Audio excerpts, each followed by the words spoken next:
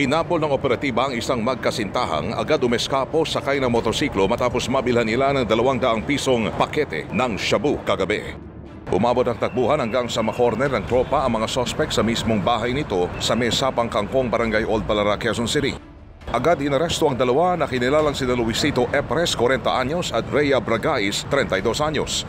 Huli rin ang dalawa pang sinasabing mga kasabwat. Sa loob ng kwarto na ginagawa raw drug den ni Epres, makikita ang iba't ibang simbolo at ang itinuturing na devil's number na nakapaskil sa pader. Nakuha rin sa kanila ang 5 sachet ng shabu at bypass money. Sa istasyon ng pulisya, maring itinanggi ng mga sospek ang bintang ng pagbebenta pero mga aminadong gumagamit ng illegal na droga. Nagbebenta ka ba? Hindi po. Ha? Hindi rin po. Gumagamit? Opo. Gumagamit. Bakit ka gumagamit? Mabarkada lang po, sir. Napakalaman naman ng pulisya na ang 3 lalaking nahuli ay dati nang nakulong dahil sa kasong robbery, theft at paggamit din ng illegal na droga.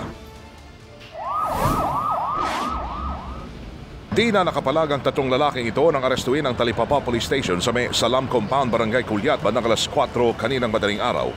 Huli ang 3 matapos magsumbong ang isang concerned citizen na may gumagamit daw ng illegal na droga malapit sa moske sa lugar. Kabilang sa mga naaresto sina Roy Sampaga, 18 anyos, Ali Jamin Imam, 25 anyos at Bem Rosel Asjali, 20 anyos matapos makunan ng 12 sachet ng shabu at isang pakete ng marijuana. Umamin naman si Sampaga na gumagamit siya ng shabu habang tumanggi ang 2 iba pa sa bintang. Gumagamit ka ba? Opo. Para lang po sa pagtrabaho ko po, sa catering. Ayon naman sa barangay, dating surrendery ng Oplan Tukhang si Sampaga habang newly identified naman ng mga drug personality ang 2 iba pa. Actually, ito pong isa dito na si Mr. Sampaga ay anak po siya ng dati naming porok leader.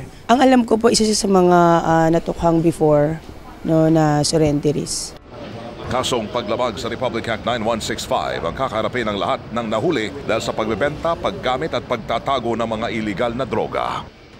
Weng de la Peña, Radio Pilipinas.